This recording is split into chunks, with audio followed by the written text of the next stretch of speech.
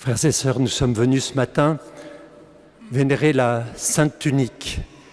Mais plus que la Sainte Tunique, nous sommes venus vénérer celui qui l'a porté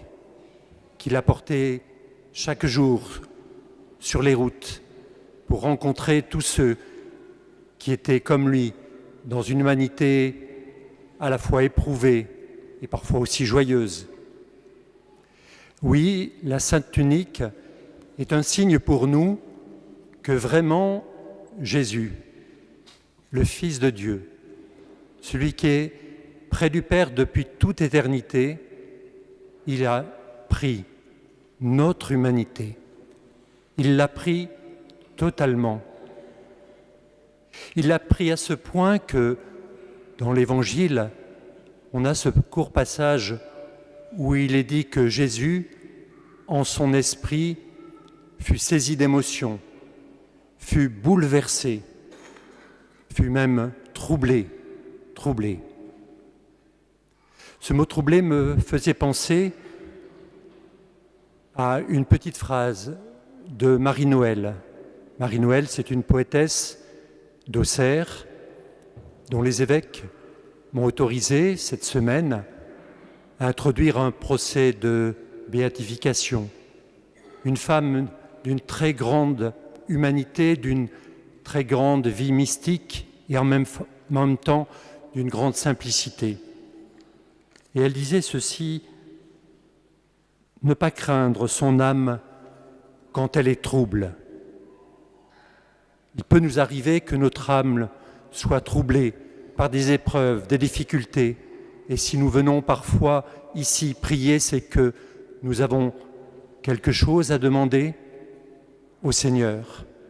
Et nous pourrions venir ici, comme lui-même l'a fait tout au long de sa vie, en priant son Père, non pas pour demander quelque chose, mais prier son Père parce qu'il a déjà été exaucé.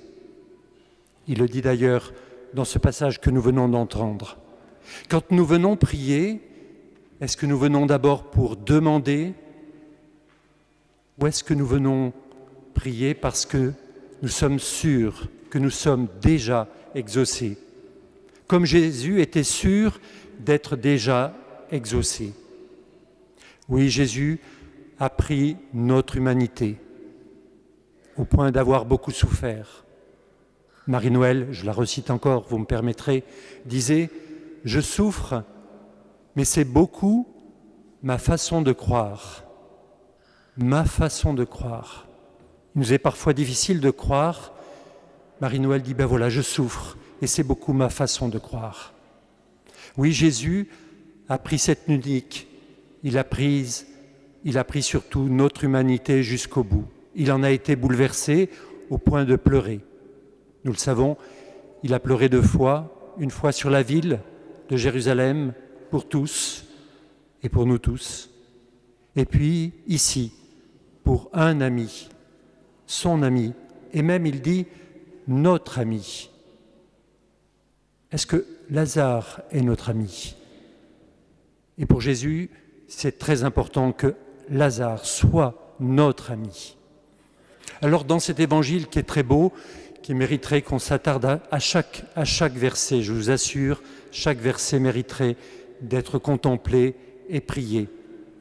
Et pourtant, on retient souvent de cet évangile simplement Jésus qui dit « Je suis la résurrection et la vie ». Cela peut être surprenant qu'il le dise alors qu'il n'est pas encore ressuscité, alors que s'approche justement sa passion.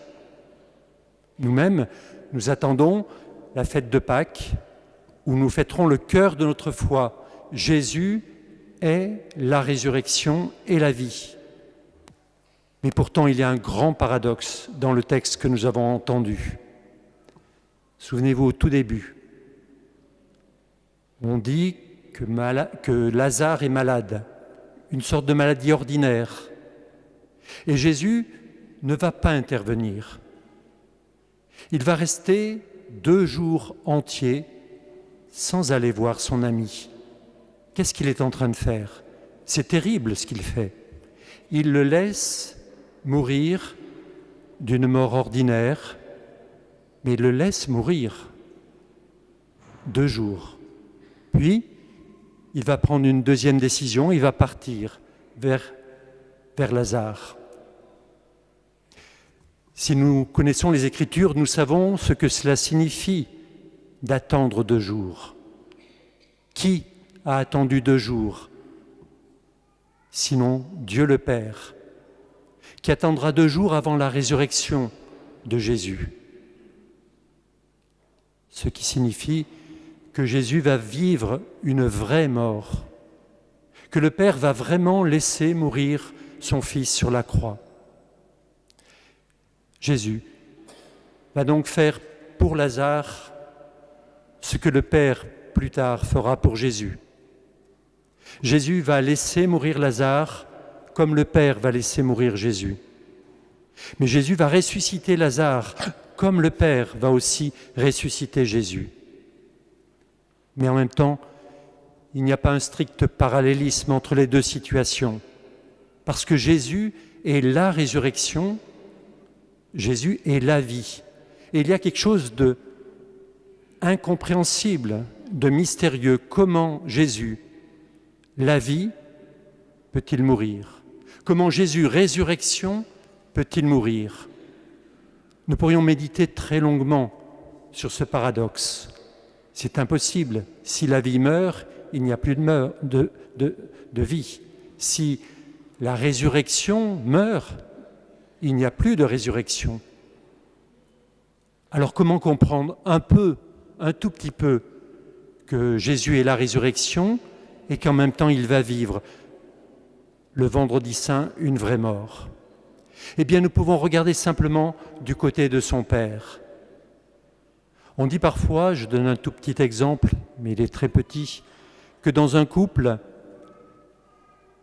l'amour que l'époux et l'épouse se portent, ce n'est pas 50% chacun, c'est 100% chacun.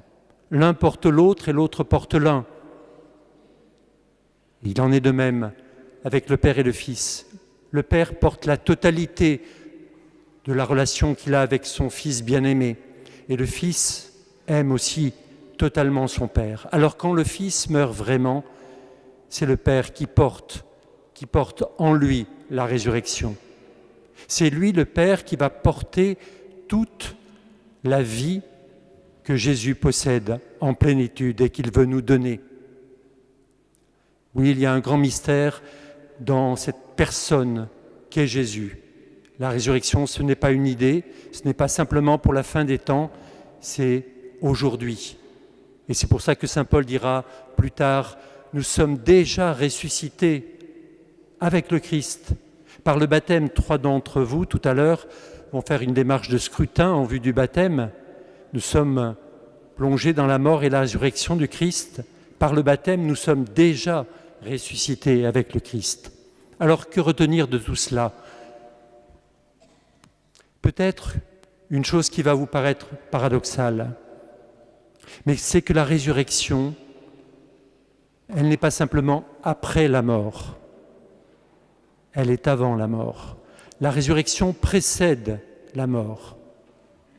Nous voyons souvent, à cause même du déroulé de notre semaine sainte, jeudi saint, vendredi saint, samedi saint, dimanche de Pâques, nous voyons souvent simplement la résurrection comme une bonne fin, un happy end, comme on dit dans les films américains. Mais ce n'est pas cela. Ce n'est pas cela. La résurrection est déjà présente le jeudi saint. Quand Jésus prend le pain et le vin, il a déjà donné sa vie. L'acte de mort qui vient vers lui, il le retourne en acte de vie. Ma vie, nul ne la prend, c'est moi qui la donne. La résurrection, ce n'est pas simplement le dimanche, 2 jours après la mort du Christ. La résurrection, elle est déjà présente au moment où Jésus donne sa vie dans l'Eucharistie, à la scène. Alors pour nous, vous me diriez, comment le comprendre? Eh bien, chaque fois que nous avons un trouble, une tourmente, une épreuve, une difficulté, une souffrance, Est-ce que nous pouvons faire cet acte de foi qui n'aura pas simplement une issue bienheureuse, on l'espère toujours, une maladie, une guérison, mais que dès cette épreuve, dès le cœur de cette épreuve, la résurrection est déjà présente. Que lorsque nous vivons quelque chose de terrible, de bouleversant, de dur, de difficile, la résurrection est déjà là. Avant toute mort, avant toute épreuve, avant toute souffrance, la résurrection précède la mort. Voilà ce que dit Jésus aujourd'hui. Il est la résurrection et la vie avant même de vivre sa vraie mort. Demandons au Seigneur qu'il nous donne toujours cette espérance de croire que la vie, la résurrection est au cœur de toute notre épreuve. Jésus a revêtu une tunique. Cette tunique signifie sa pleine humanité, mais cette tunique a aussi revêtu celui qui est la résurrection et la vie.